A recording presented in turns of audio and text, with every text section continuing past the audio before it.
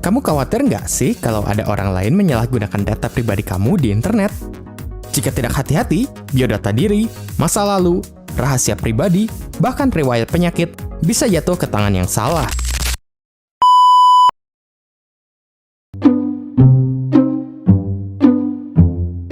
Tapi mungkin banyak dari kita juga nggak sadar. Kita udah ngasih data pribadi kita dengan sukarela dan cuma-cuma. So, jadi perkenalkan, gue Muhammad Tatar dengan NIM belakang 058. So, jadi kenapa data pribadi konsumen itu harus dilindungi? Ayo gue jelasin pakai bahasa anak SD. Oke, balik lagi ke awal.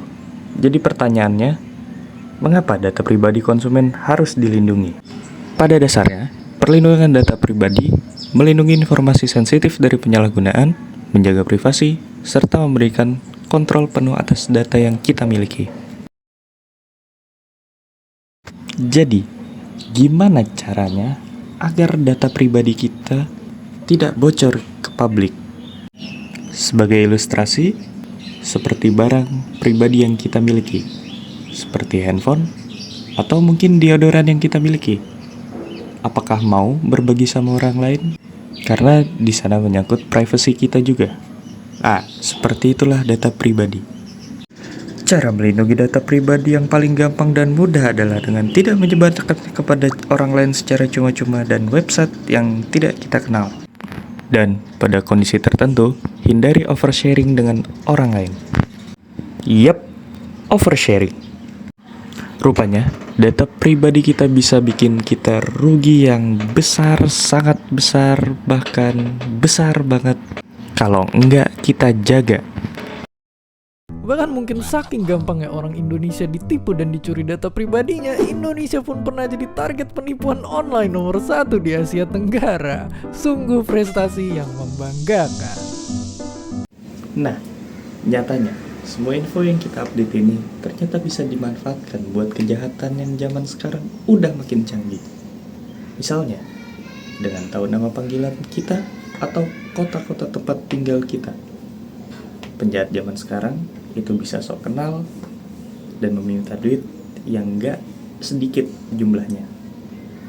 Atau gak cuma itu, ada yang lebih serem lagi, di mana mereka juga bisa pakai foto dan identitas kita untuk berpura-pura jadi kita, dan dipakainya untuk menipu orang lain. Jadi, apakah hal tersebut adalah hal yang benar? Tentu saja tidak. Dan ancaman terkait data pribadi kita pun gak berhenti di diri kita masing-masing aja, tapi bisa dipakai menjadi senjata massal ke masyarakat dan bahkan bisa menyasar orang-orang terdekat kita, bahkan keluarga kita. Sebagai ilustrasi dan contoh, kita lihat perusahaan besar di dunia seperti Apple, Amazon, Google. Apa yang mereka jual? Nah, bahan bakar mereka ini adalah data pribadi kita. Bagaimana itu bisa terjadi? Karena Google, dia mengolah data pribadi kita untuk disebarluaskan ke situs web seperti artikel yang kita punya, website yang kita punya, kan di situ mengandung data kita. Nah, itu yang mereka olah untuk menjadi sumber uang mereka. Itulah mengapa hacker yang melakukan kejahatan cyber dapat mengetahui data pribadi kita, dan mereka menggunakannya sebagai senjata kejahatan. Apakah ada sumber hukum yang bisa kita jadikan tameng untuk melindungi data pribadi kita? Ya, tentunya ada. Yaitu adalah Undang-Undang PDP, Perlindungan Data Pribadi, yang sudah disahkan oleh pemerintah. Dan itu juga menjadi payung hukum bagi kita. Oke, kesimpulan video ini sekarang kita tahu kalau data kita itu murah. Tapi di saat bersamaan juga kita jadi tahu kalau dilihat dari sisi lain, data kita luar biasa mahal.